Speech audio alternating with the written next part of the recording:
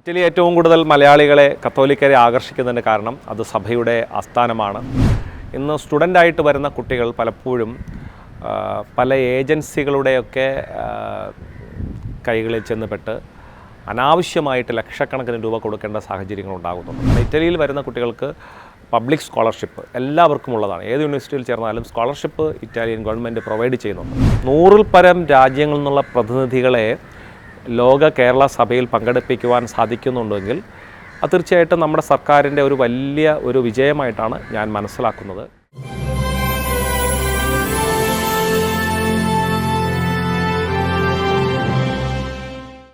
ഇന്ന് മലയാളികൾ ലോകത്തിൻ്റെ വിവിധ ഭാഗങ്ങളിൽ പഠനത്തിനും ജോലിക്കുമായിട്ട് കുടിയേറിക്കൊണ്ടിരിക്കുകയാണ്. മുൻകാലത്തേക്കാളുപരി കുടിയേറ്റം ഏറ്റവും കൂടുതൽ ശക്തമാകുകയും കുടിയേറ്റപ്പെടുന്ന രാജ്യങ്ങളിൽ തന്നെ തുടർന്ന് താമസിക്കുകയും പുതിയ തലമുറകൾ അവിടെ തന്നെ വേരൂന്നി വളരുകയും ചെയ്യുന്ന ഒരു സാഹചര്യത്തിൽ നമ്മുടെ വിവിധ രാജ്യങ്ങളിൽ വസിക്കുന്ന പ്രവാസികളായ കേരളീയരുടെ ജീവിത സാഹചര്യങ്ങളുമായി ബന്ധപ്പെടുത്തിക്കൊണ്ട് അവരുടെ ആവശ്യങ്ങൾ മനസ്സിലാക്കി അവരെ സഹായിക്കുവാനും വേണ്ട വിധത്തിലുള്ള പിന്തുണ കൊടുക്കുവാനും നമ്മുടെ ഗവൺമെൻറ്റിന് സാധിക്കും. ഒരർത്ഥത്തിൽ ഈ ഒരു സംരംഭം ലോക കേരള സഭ എന്നുള്ള ഈ ആശയം മുമ്പോട്ട് കൊണ്ടുവരുവാൻ നമ്മുടെ ഒരു കൊച്ചു സംസ്ഥാനത്തിന് സാധിക്കുന്നു എന്നുള്ളത് തന്നെ വലിയ വിശാല വീക്ഷണത്തിൻ്റെയും വലിയ ദീർഘവീക്ഷണത്തിൻ്റെയും ഒക്കെ അടയാളമാണ്. അതുകൊണ്ട് ഈ സമ്മേളനം കൊണ്ട് തീർച്ചയായിട്ടും ലോക മലയാളികളെ ഒന്നിപ്പിക്കുവാനും പ്രവാസി മലയാളികളുടെ സഹായം നമ്മുടെ ഗവൺമെൻറ്റിന് തിരിച്ചു ലഭിക്കുവാനും അങ്ങനെ ഒരു പരസ്പര പൂരകങ്ങളായി പ്രവർത്തിക്കുവാനും ഐക്യം വളർത്തുവാനും സഹകരണ മേഖലകൾ കണ്ടെത്തുവാനും ഒക്കെ ഈ ലോക കേരള സഭയ്ക്ക് സാധിക്കുമെന്നാണ് ഞാൻ മനസ്സിലാക്കുന്നത്.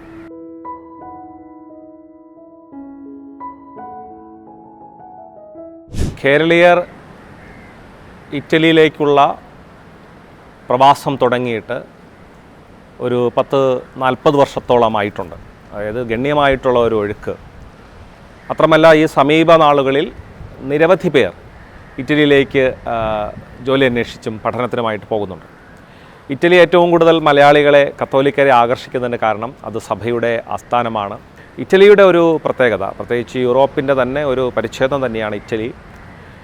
ഇന്ന് അവിടെ നോക്കിക്കാണുമ്പോൾ ഏതു രാജ്യത്തുള്ള പ്രവാസികളെയും ഒരുമിപ്പിച്ച് കൊണ്ടുവരുവാൻ അവരെ സ്വീകരിക്കുവാൻ വലിയ വിശാല മനസ്കത അവർ കാണിക്കുന്നുണ്ട്. അതുകൊണ്ട് തന്നെ ഇറ്റലിയിലെ കത്തോലിക്ക സഭാംഗങ്ങൾക്ക് പ്രത്യേകിച്ച് കേരളീയരായ ആളുകൾക്ക് ഇറ്റലിയുടെ സഭയുടെ എല്ലാവിധ പിന്തുണയും ലഭിക്കുന്നുണ്ട്.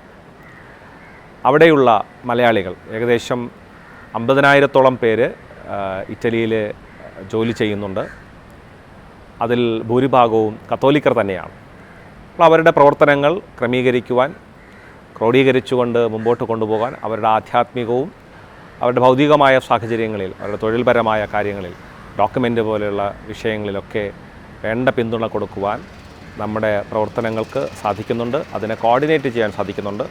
ഓരോ സഭകൾക്കും വ്യക്തി സഭകൾക്ക് ഓരോ കോർഡിനേറ്റേഴ്സ് നാഷണൽ ചാപ്ലിന്മാരുണ്ട്. അതിലൂടെ പ്രവർത്തനങ്ങൾ ക്രിയാത്മകമാക്കി മുമ്പോട്ട് കൊണ്ടുപോകാൻ കഴിയുന്നുണ്ട്.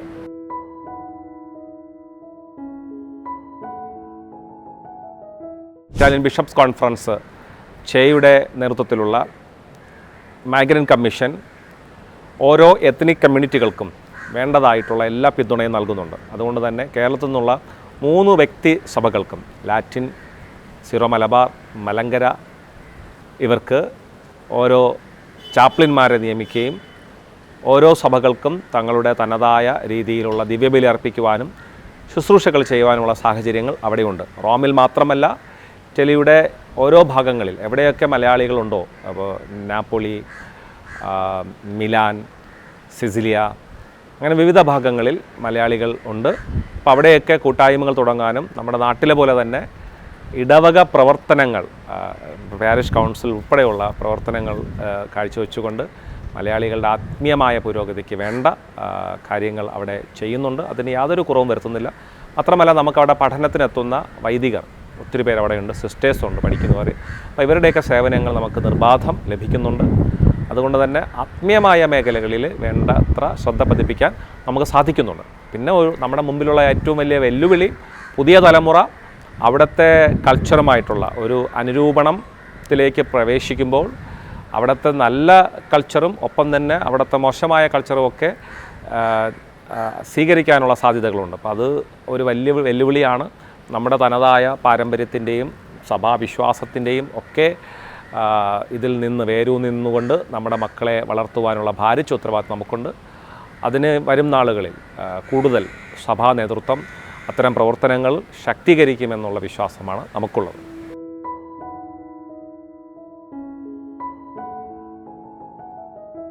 നാലാമത്തെ വർഷമാണ് ഞാൻ ഇറ്റലിയിൽ. ഞാൻ ലാത്രൻ യൂണിവേഴ്സിറ്റിയിൽ ഡോഗ്മാറ്റിക് തിയോളജിയിൽ ഡോക്ടറേറ്റ് ചെയ്യുകയാണ്. ഈ സാഹചര്യത്തിലാണ് അഭിവന്ദ്യ പിതാക്കന്മാർ എന്നെ കേരളത്തിൽ നിന്നുള്ള ലത്തീൻ കത്തോലിക്കരുടെ ആത്മീയമായ ഉത്തരവാദിത്തം ഏൽപ്പിച്ചത്.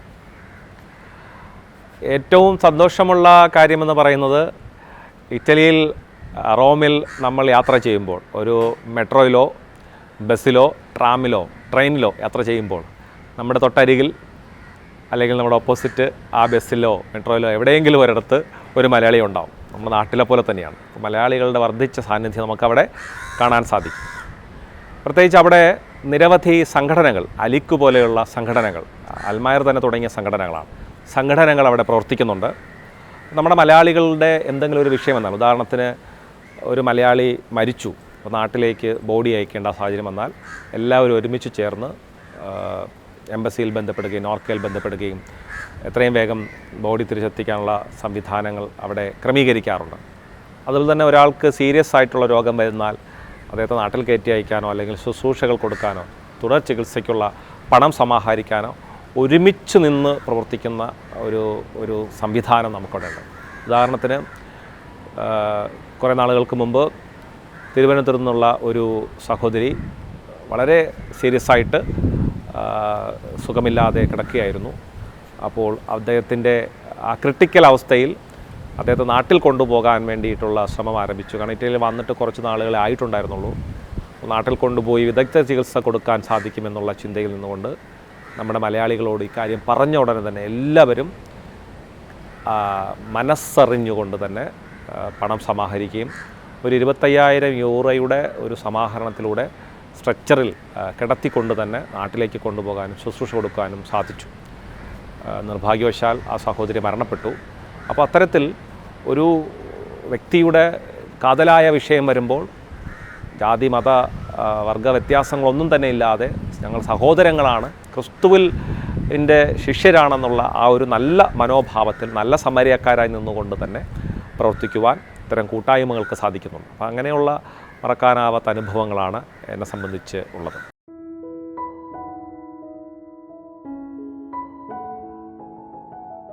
പ്രവാസികൾ നേരിടുന്ന ബുദ്ധിമുട്ടുകൾ ഒരുപക്ഷെ ഇറ്റലിയേക്കാൾ കൂടുതൽ ഞാൻ മനസ്സിലാക്കുന്ന മറ്റ് രാജ്യങ്ങളിൽ കുറേ കൂടെ പ്രശ്നങ്ങൾ ഉണ്ട്. ഇറ്റലിയിലുള്ള പ്രധാന പ്രശ്നം, പ്രത്യേകിച്ച് ഇറ്റലിയിൽ ജോലിക്ക് വരുന്ന മലയാളികൾ ഭൂരിഭാഗവും വിസിറ്റിംഗ് വിസയിലാണ് വരുന്നത്. അപ്പോൾ അവർക്ക് വന്നു കഴിഞ്ഞാൽ അത് ഡോക്യുമെൻ്റാക്കി കിട്ടാനുള്ള, സൊജോർണാക്കി കിട്ടുവാനുള്ള വലിയ കടമ്പകൾ കിടക്കണം, കുറേ വർഷങ്ങളെടുക്കുന്നു.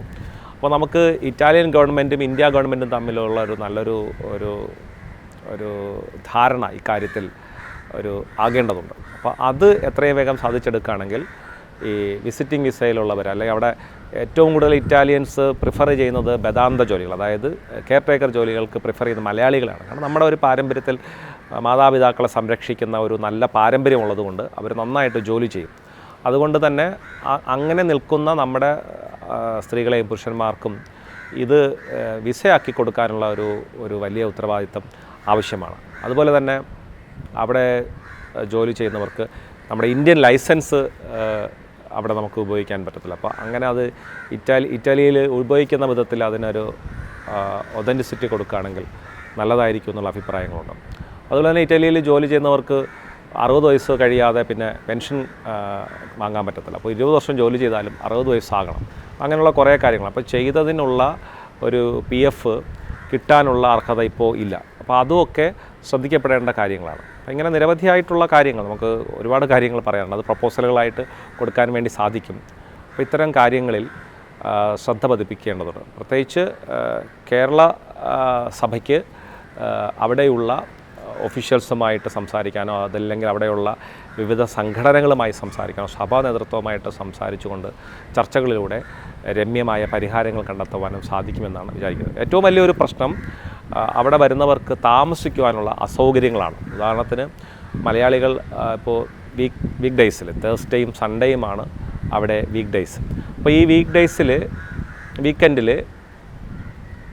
അവർക്ക് ഒരു വീട്ടിൽ തന്നെ 10, 20, 25 പേർക്ക് വന്ന് നിൽക്കേണ്ട സാഹചര്യം വരും. അപ്പോൾ വീടുകൾ കിട്ടാനുള്ള വാടക കിട്ടാനുള്ള വലിയ ബുദ്ധിമുട്ടുകൾ കൊടുക്കാതിരിക്കുന്ന സാഹചര്യങ്ങളൊക്കെ ഉണ്ട്. അപ്പോൾ അത്തരം ചില ഡിസ്ക്രിമിനേഷൻസ് നമ്മൾ നേരിടുന്നുണ്ട്.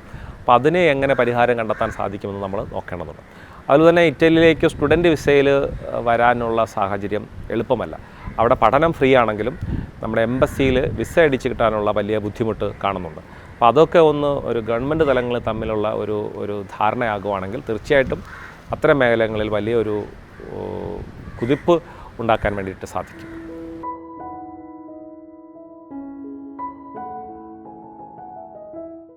ഇന്ത്യയിൽ കേരള സഭ നൽകുന്ന ഏറ്റവും നല്ല മാതൃക, വിശ്വാസികൾ ഏത് രാജ്യത്തേക്ക് പോകുന്നുവോ അവർക്ക് തൊട്ടു മുന്നേ പോകുവാനോ തൊട്ടു പിറകെ പോകുവാനോ അല്ലെങ്കിൽ കൂടെ പോകുവാനോ സഭയ്ക്ക് സാധിക്കുന്നുണ്ട്.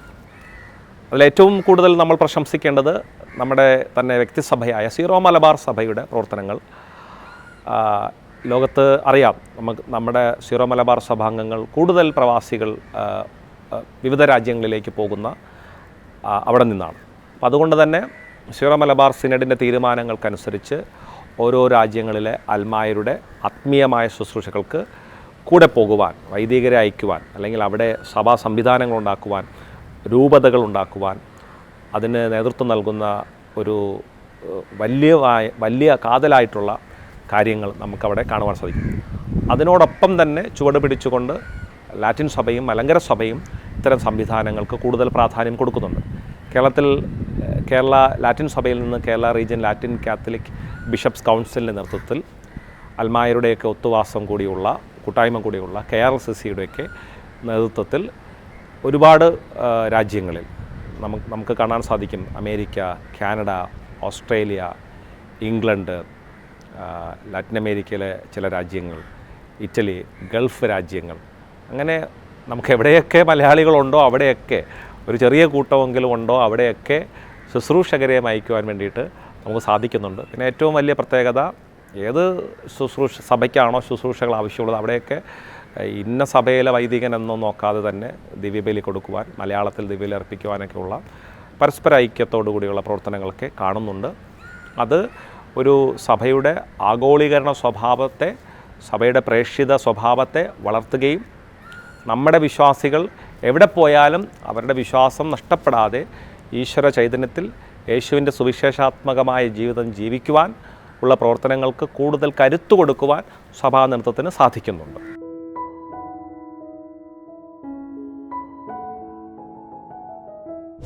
ഇന്ന് സ്റ്റുഡൻ്റായിട്ട് വരുന്ന കുട്ടികൾ പലപ്പോഴും പല ഏജൻസികളുടെയൊക്കെ കൈകളിൽ ചെന്നുപെട്ട് അനാവശ്യമായിട്ട് ലക്ഷക്കണക്കിന് രൂപ കൊടുക്കേണ്ട സാഹചര്യങ്ങൾ ഉണ്ടാകുന്നുണ്ട്. ഒരുപക്ഷെ അവിടെ വന്നു കഴിയുമ്പോഴായിരിക്കും, അല്ലെങ്കിൽ ഇംഗ്ലണ്ടിലോ ഇറ്റലിയിലൊക്കെ വന്നു കഴിയുമ്പോഴായിരിക്കും മനസ്സിലാക്കുന്നത് ഏജൻറ്റുമാർ ചതിച്ചു, ഇത്ര ലക്ഷം രൂപ വാങ്ങിച്ചു, അതിൻ്റെ ഒന്നും ആവശ്യമില്ല എന്നുള്ളത്. ഇറ്റലിയുടെ സാഹചര്യം എടുക്കുകയാണെങ്കിൽ ഇറ്റലിയിൽ ഒരു വിദ്യാർത്ഥി സ്റ്റുഡൻ്റായിട്ട് വരാൻ വേണ്ടിയിട്ട് യാതൊരു പൈസയുടെ ആവശ്യവും ഉണ്ടാകുന്നില്ല. നമുക്ക് എംബസിയിൽ കൊടുക്കേണ്ട ഒരു ഫീസിൻ്റെ ആവശ്യമുള്ളൂ. ബാക്കി കാര്യങ്ങൾ, പേപ്പർ വർക്കുകളൊക്കെ സ്റ്റുഡൻറ്റിന് തന്നെ ചെയ്യാവുന്നതാണ്. ഒരുപക്ഷെ ഈ കുട്ടികളെ എങ്ങനെ സഹായിക്കാമെന്നുള്ളത് ഈ കുട്ടികൾ പഠിക്കാൻ വരുന്ന സാഹചര്യത്തിൽ അവിടെയുള്ള ഇറ്റലിയിലുള്ളവരെ ബന്ധപ്പെടുകയും യൂണിവേഴ്സിറ്റികളെക്കുറിച്ചുള്ള ഒരു അറിവും അതിൻ്റെ പഠനത്തിൻ്റെ ചിലവ് കാര്യങ്ങളെക്കുറിച്ച് മനസ്സിലാക്കുന്ന നല്ലതായിരിക്കും. കാരണം ഇറ്റലിയിൽ വരുന്ന കുട്ടികൾക്ക് പബ്ലിക് സ്കോളർഷിപ്പ് എല്ലാവർക്കും ഉള്ളതാണ്. ഏത് യൂണിവേഴ്സിറ്റിയിൽ ചേർന്നാലും സ്കോളർഷിപ്പ് ഇറ്റാലിയൻ ഗവൺമെൻറ് പ്രൊവൈഡ് ചെയ്യുന്നുണ്ട്. പിന്നെ സാമ്പത്തിക ഒരു ബുദ്ധിമുട്ട്, ഇപ്പോൾ കുട്ടികൾ വരുമ്പോൾ അവരുടെ ബാങ്ക് അക്കൗണ്ടിൽ കുറേ പൈസ ഉണ്ടാണ്. അതെല്ലാം നമുക്ക് സെൻട്രലൈസ്ഡ് ചെയ്ത് ചെയ്യാൻ പറ്റുന്ന കാര്യങ്ങളല്ലല്ലോ. അപ്പോൾ വരുന്ന കുട്ടികളുടെ വികസനത്തിന് അവരുടെ ഒരു ഡിപ്പോസിറ്റിന് വേണ്ടിയിട്ടുള്ള ക്യാഷ് ഒക്കെ ചെറിയ രീതിയിലെങ്കിലും സഹായിക്കുവാൻ ഇടവകകൾക്കോ രൂപതകൾക്കോ ഒക്കെ സാധിക്കേണ്ടതാണ്. മറ്റു കാര്യങ്ങൾ അവർക്ക് വേണ്ട ലീഗലായിട്ടുള്ള യൂണിവേഴ്സിറ്റിയിൽ അഡ്മിഷൻ എടുക്കുന്ന സംബന്ധിച്ചുള്ള കാര്യങ്ങൾക്ക് വേണ്ടുള്ള സ്റ്റുഡൻസ് ഹെൽപ്പ് ഡെസ്കുകളൊക്കെ പലപ്പോഴും പല മേഖലകളിലും നമ്മൾ സംവിധാനം ഒരുക്കിയിട്ടുണ്ട്. കൂടുതൽ അത്തരം പ്രവർത്തനങ്ങൾ കാര്യക്ഷമമാക്കേണ്ടതുണ്ട്. പ്രത്യേകിച്ച് നമുക്ക് അവിടെയുള്ള പരിമിതി എന്ന് പറയുന്നത് അവിടെ വരുന്ന കുട്ടികൾ, ഇപ്പോൾ നാട്ടിലെ പോലെ ഒരാളെ ഫുൾ ടൈമറായിട്ട് ഇത്തരം കാര്യങ്ങൾ വയ്ക്കാൻ നമുക്ക് പറ്റത്തില്ല. കാര്യം കുട്ടികൾ അവിടെ പഠിക്കുകയും ജോലിയൊക്കെ ചെയ്യുന്ന സാഹചര്യത്തിലാണ്. അപ്പോൾ അങ്ങനെ ആരെങ്കിലുമൊക്കെ വോളണ്ടിയറായിട്ടൊക്കെ നമ്മളെ സഹായിക്കാനുണ്ട് എങ്കിൽ തീർച്ചയായിട്ടും നമുക്ക് വേണ്ട നിർദ്ദേശങ്ങൾ കൊടുക്കാൻ സാധിക്കും. ഇപ്പോൾ ഞങ്ങൾ അത്തരം മേഖലകളിൽ കുറച്ച് ശ്രദ്ധ കൊടുക്കുന്നുണ്ട്. അവിടെയുള്ള മലയാളികൾ കുറച്ച് പേര് ചേർന്നിട്ട് ഈ വരുന്ന കുട്ടികൾക്കൊക്കെ വേണ്ട ഒരു ഓറിയൻറ്റേഷൻ കൊടുക്കാനും വരുമ്പോൾ വേണ്ട ഗൈഡൻസ് കൊടുക്കാനും വന്നു കഴിഞ്ഞാലുള്ള അക്കോമഡേഷൻസൊക്കെ സെറ്റിൽ ചെയ്യാനും ഒക്കെ സാധിക്കുന്നുണ്ട്.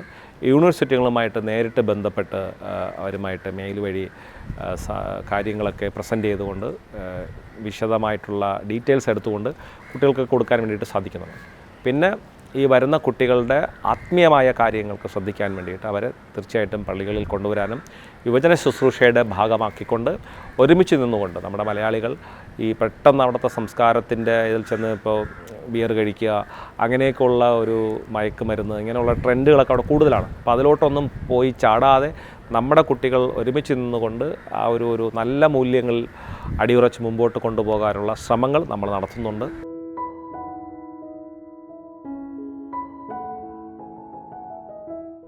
ഞാൻ ഇറ്റലിയിലായിരിക്കുമ്പോൾ എപ്പോഴും പൗലോസ് അപ്പോസ്തലൻ്റെ പ്രേക്ഷിത യാത്രകളെക്കുറിച്ച് അദ്ദേഹം ഇറ്റലിയിൽ വന്നത് മാൾട്ടയിൽ പോയതൊക്കെ ഓർക്കാറുണ്ട്. ഈ ചെറിയ കപ്പലിൽ പായ്ക്കപ്പലിൽ ഓരോ രാജ്യങ്ങളിലും കടൽ കടന്ന് അദ്ദേഹം പലപ്പോഴും പറയുന്നുണ്ട് കപ്പൽ അപകടത്തിൽപ്പെട്ടിട്ടുണ്ട്, പലപ്പോഴുമൊക്കെ നീന്തി കയറിയൊക്കെയാണ് അവർക്ക് രക്ഷപ്പെട്ടിരിക്കുന്നത്.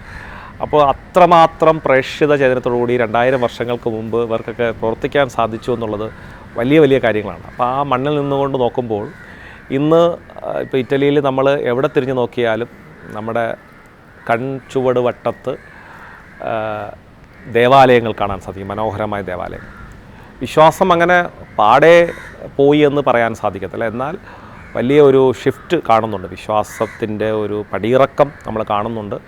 അത് കൂടുതലും ഒരു അത്യാധുനിക ലോകത്തിൻ്റെ ഒരു ഭൗതികതയുടെ ഒരു തള്ളിക്കയറ്റം, അത് നൽകുന്ന പ്രലോഭനങ്ങൾ, അത് മതി എന്നുള്ള ഒരു സാഹചര്യം.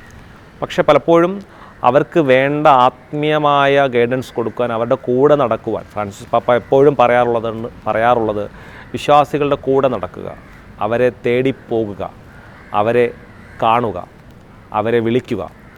അപ്പോൾ അത്തരത്തിലുള്ള ഒരു അനുധാവനം, ഫോളോവിങ് നമുക്ക് നഷ്ടപ്പെടുന്നുണ്ട്.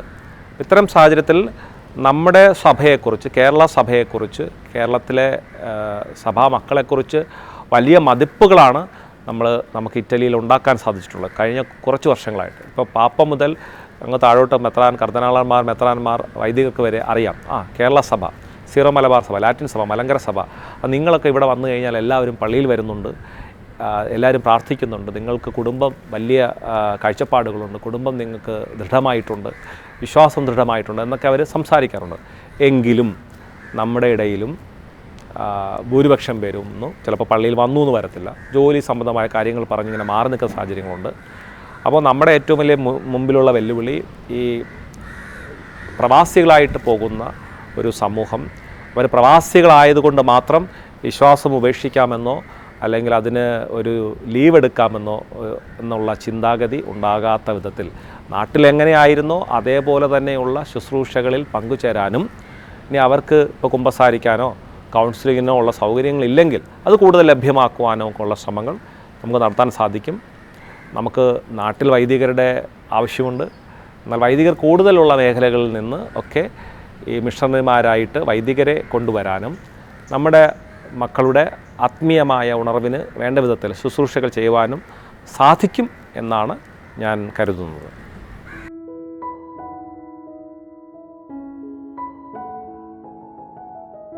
ലോക കേരള സഭയുടെ 4ാമത്തെ സമ്മേളനമാണ് ഇപ്പോൾ നടക്കാൻ പോകുന്നത്. ആദ്യ സമ്മേളനം മുതൽ ഒരു 10-30 രാജ്യങ്ങളിൽ നിന്നുള്ളവരാണ് പ്രതിനിധീകരിച്ചു കൊണ്ടിരുന്നത്. പക്ഷേ ഇപ്പോൾ ഞാൻ മനസ്സിലാക്കുന്നത് ഈ ചുരുങ്ങിയ വർഷങ്ങൾ കൊണ്ട് 100-ൽ പരം രാജ്യങ്ങളിൽ നിന്ന് പ്രതിനിധികൾ പങ്കെടുക്കുകയാണ്. ആഫ്രിക്കയിൽ നിന്ന് തന്നെ 30ഓളം രാജ്യങ്ങളിൽ നിന്ന് പ്രതിനിധികൾ പങ്കെടുക്കുന്നു. ലാറ്റിൻ അമേരിക്കൻ രാജ്യങ്ങളിൽ നിന്ന് പ്രതിനിധികൾ പങ്കെടുക്കുന്നു. ലാറ്റിൻ അമേരിക്കൻ രാജ്യങ്ങൾ പൊതുവെ നമ്മുടെ ആളുകൾ കുറവാണ്. നമുക്ക് അമേരിക്ക, കാനഡ, ബ്രിട്ടൻ, ഇതാണല്ലോ നമ്മുടെ പ്രവാസികളുടെ, മലയാളികളുടെ പ്രധാനപ്പെട്ട രാജ്യങ്ങൾ. പക്ഷേ ഇന്ന് നമുക്ക് നമ്മുടെ മനസ്സിൽ പോലും ഇല്ലാത്ത ചില രാജ്യങ്ങൾ, ചില പേരുകൾ പറയുമ്പോൾ ആ രാജ്യത്തു നിന്ന് വരെയുള്ള പ്രതിനിധികൾ ഇതിൽ പങ്കെടുക്കുന്നു. അപ്പോൾ 100-ൽ പരം രാജ്യങ്ങളിൽ നിന്നുള്ള പ്രതിനിധികളെ ലോക കേരള സഭയിൽ പങ്കെടുപ്പിക്കുവാൻ സാധിക്കുന്നുണ്ടെങ്കിൽ അത് തീർച്ചയായിട്ടും നമ്മുടെ സർക്കാരിൻ്റെ ഒരു വലിയ ഒരു വിജയമായിട്ടാണ് ഞാൻ മനസ്സിലാക്കുന്നത്. കാരണം ഒന്ന്, നമ്മൾ മനസ്സിലാക്കേണ്ടത് മലയാളികൾ ഈ 100 രാജ്യങ്ങളിലും പ്രവാസികളായിട്ടുണ്ട് എന്നുള്ളതാണ്. അപ്പോൾ അവിടെ ഒരു കൂട്ടായ്മ ഉള്ളതുകൊണ്ടാണല്ലോ അവിടെ നിന്ന് പ്രതിനിധികൾ ഇങ്ങോട്ട് പങ്കെടുക്കാനും വരുന്നത്. അപ്പോൾ ഇത്തരം 100-ൽ പരം രാജ്യങ്ങളുള്ള പ്രവാസികളെ ക്രോഡീകരിക്കുവാനും അവരെ ഈ ലോക കേരള സഭയുടെ, നമുക്കിതിനെ പറയാം കേരള ലോക പാർലമെൻറ്റ് എന്നൊക്കെ പറയാം, അപ്പോൾ ഈ പാർലമെൻറ്റിൻ്റെ ഭാഗമാക്കിക്കൊണ്ട് ചർച്ചകൾ സംഘടിപ്പിക്കുവാനും അതിലൂടെ പ്രവാസികളുടെ അവരനുഭവിക്കുന്ന പ്രശ്നങ്ങൾ എന്താണെന്ന് മനസ്സിലാക്കുവാനും വേണ്ട പിന്തുണ കൊടുക്കുവാനും സാധിക്കുമെന്നുള്ളത് ഈ ലോക കേരള സഭയുടെ വലിയ വിജയമാണ്. അപ്പം ഞാൻ ഒരിക്കലും വിശ്വസിക്കുന്നില്ല ഈ സർക്കാരിന് ഈ ലോക കേരള സഭ വിളിച്ചു കൂട്ടിയത് കൊണ്ട്, ഒരു 3 ദിവസം സമ്മേളിച്ചത് കൊണ്ട് എല്ലാ പ്രശ്നങ്ങൾക്ക് പരിഹാരമുണ്ടാക്കാൻ സാധിക്കും എന്നതല്ല. മറിച്ച് നമ്മളെവിടെയെങ്കിലും തുടങ്ങണമല്ലോ. കരയുന്നവൻ്റെ ശബ്ദമാകാൻ നമുക്ക് സാധിക്കണമല്ലോ, അവനെ നമ്മൾ കേൾക്കണമല്ലോ. ഒരുപക്ഷെ നമ്മൾ ഇവിടെ നാട്ടിൽ നിൽക്കുന്ന മലയാളികൾ ചിലപ്പോൾ ചിന്തിക്കും, പ്രവാസികൾ അവർ വളരെ റിച്ചാണ്, അവർ ജോലി ചെയ്യുന്നു, അവർ രക്ഷപ്പെട്ടു, അവർ പുറം രാജ്യത്ത് ചെന്ന് എത്തിച്ചേർന്നു.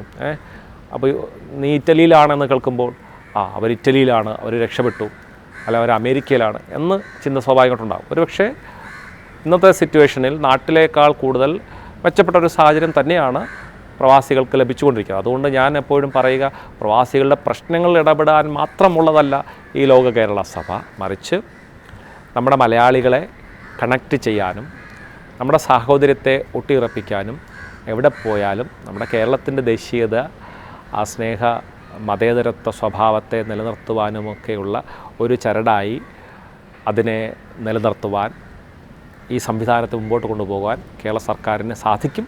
അതിന് ലോക കേരള സഭ കൂടുതൽ ഉപയുക്തമാകും എന്നാണ് എൻ്റെ ചിന്ത.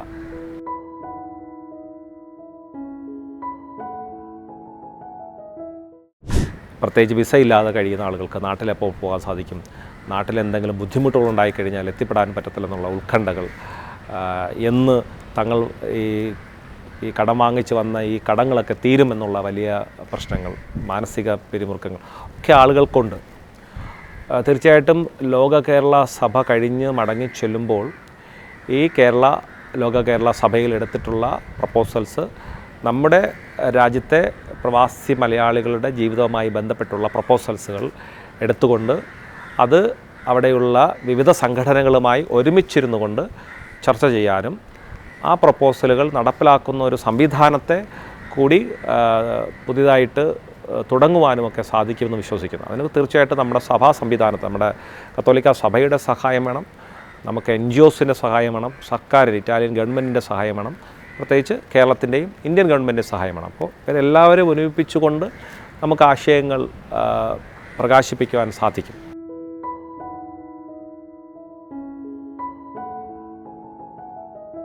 സൂര്യനസ്തമിക്കാത്ത ഒരു നാട് ആണ് കേരളമെന്ന് പലരും ഇപ്പോൾ പറയാറുണ്ട്. കാരണം ലോകത്തിൻ്റെ എല്ലാ കോണിലും മലയാളികളുണ്ട്. മലയാളികളെക്കുറിച്ച് ലോകത്തിൻ്റെ ജനത അഭിമാനത്തോടുകൂടിയാണ് സംസാരിക്കുന്നത്. എനിക്ക് ഒരു ഉദാഹരണമായിട്ട് പറയാനുള്ളത്, നമ്മളിന്ന് യൂറോപ്പിലായിരിക്കുമ്പോൾ എന്തുകൊണ്ടാണ് കേരളത്തിൽ നിന്നുള്ള വിദ്യാർത്ഥികൾ നേഴ്സിങ്ങിനും മറ്റ് എൻജിനീയറിങ്ങിനൊക്കെ ആയിട്ട് അല്ലെങ്കിൽ അവിടെ ജോലിക്കുമായിട്ടൊക്കെ അവർ ഇങ്ങനെ തിരക്കിക്കൊണ്ടിരിക്കുന്നത്? ഏറ്റവും കൂടുതലായിട്ടുള്ളത് ഇന്ത്യൻ വിദ്യാർത്ഥികളുടെ ഡെഡിക്കേഷൻ ഫോർ സ്റ്റഡീസ്, പഠനത്തിനുള്ള ആ ഒരു വ്യഗ്രത, പഠിക്കാനുള്ള ഒരു ആർത്തി നമ്മുടെ കുട്ടികൾക്കുണ്ട്. പഠിക്കണം, പഠിച്ച് കരിയർ ഉയർത്തി മുമ്പോട്ട് പോകണമെന്നുള്ളത്. എന്നാൽ യൂറോപ്പിലൊക്കെ ഇപ്പോൾ നേഴ്സിംഗ് ജോലി ചെയ്യാനോ ഇത്തിരിയൊക്കെ ബുദ്ധിമുട്ടുള്ള ഒരു സർവീസ് മൈൻഡായിട്ടുള്ള ജോലി ചെയ്യാനോ അവിടുത്തെ കുട്ടികളെ കിട്ടുന്നില്ല. കാര്യം അവർക്ക് അത്തരത്തിലുള്ള കമ്മിറ്റ്മെൻ്റ് ഇല്ല, ഡെഡിക്കേഷൻ ഇല്ല, പാഷൻ ഇല്ല. ഇതൊക്കെ നഷ്ടപ്പെട്ടു പോയിരിക്കുകയാണ്. ഒരുപക്ഷെ എന്തോ ഒരു തരം സംസ്കാരത്തിൻ്റെയൊക്കെ ഒരു പിടിയിൽ അവരിങ്ങനെ ചിന്തകളില്ലാതെ പോകുന്ന സാഹചര്യത്തിൽ നമ്മുടെ കുട്ടികളിങ്ങനെ ഒരു തള്ളിക്കയറ്റം, ഒരു കടലേറ്റം പോലെ ഇങ്ങനെ വന്ന് കയറി ഈ പഠിക്കാനെങ്കിൽ പഠിക്കാൻ, ഹാർഡ് വർക്ക് ചെയ്യാൻ എന്തിനും തയ്യാറായിട്ട് നമ്മുടെ മക്കൾ നിൽപ്പുണ്ട്. അപ്പോൾ തീർച്ചയായിട്ടും മലയാളികളുടെ ഈ ഒരു നേട്ടം ഇപ്പോൾ ദൂരെ നിന്ന് വിദേശത്ത് നിന്ന് കാണുന്ന ഒരു വ്യക്തി എന്ന നിലയിൽ ഏറ്റവും അഭിമാനകരമാണ്. നമ്മുടെ രാജ്യത്ത് തിരഞ്ഞെടുപ്പ് നടക്കുമ്പോൾ മലയാളി നടത്തുന്ന തിരഞ്ഞെടുപ്പ് ചർച്ചകൾ, അല്ലെങ്കിൽ രാജ്യത്തിൻ്റെ മതേതരത്തിന് കോട്ടമുണ്ടാകുമ്പോൾ, വിള്ളലുണ്ടാകുമ്പോൾ അവരൊക്കെ വലിയ വായിൽ സംസാരിക്കുന്ന മതേതരത്വത്തിന് വേണ്ടിയിട്ടുള്ള അവരുടെ നിലവിളികൾ ഒക്കെ കാണുമ്പോൾ എനിക്ക് വളരെ സന്തോഷമുണ്ട്. മലയാളികൾ നിങ്ങളെവിടെയായിരുന്നാലും നിങ്ങൾ ലോകത്തിൻ്റെ ദീപസ്തംഭങ്ങളായി പ്രകാശിക്കും എന്നുറപ്പുണ്ട്. സുവിശേഷത്തിൻ്റെ പുസ്തകത്താളുകളാകുവാൻ ഓരോ മലയാളി വിശ്വാസികൾക്കും സാധിക്കും. അതിന് നിങ്ങളുടെ ജീവിതത്തെ നിങ്ങൾ പ്രകാശിപ്പിക്കുക. തീർച്ചയായിട്ടും ആ സംരംഭങ്ങൾ നമ്മെ കൂടുതൽ ആഗോള മലയാളികളാക്കി മാറ്റും, ആഗോള കത്തോലിക്കരാക്കി മാറ്റും, ആഗോള ക്രൈസ്തവ മക്കളാക്കി മാറ്റും. ദൈവം നിങ്ങളെ അനുഗ്രഹിക്കട്ടെ.